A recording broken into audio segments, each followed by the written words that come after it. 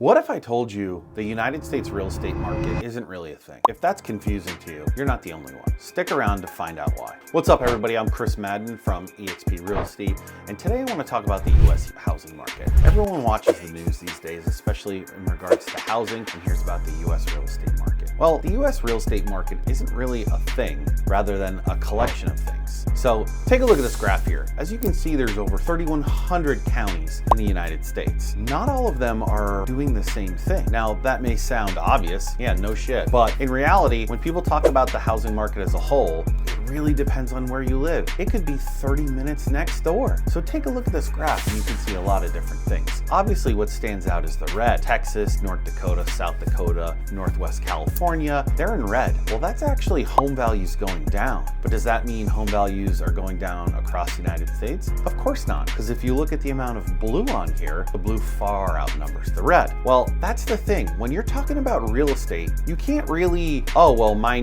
brother in Pittsburgh, or down in the real estate market's going great, so it must be going great here. It is so niche specific that when we talk about it as a whole, we're really doing a disservice because it creates confusion. That's why there's so many mistakes and there's so much confusion and there's so many stressors in the real estate market now, because when people are talking about it, they have no idea what they're talking about. So I wanted to point this out, one, because it's an extremely fascinating map, but as you can see here, if you were to look at it, at the end of the day, overall home values in the United States are still up 3%. But if you're down in Texas, 5% of your home value's gone, well, the market's not too great. So when you hear these and read these articles, you've got to be careful. All the data is cherry-picked to create a story, and that story may not be a representation of what's actually going on or what's going on in your area. So you want to be extremely careful. You read and hear all these news stories that are fantastical, and they are they're fake news, as the former president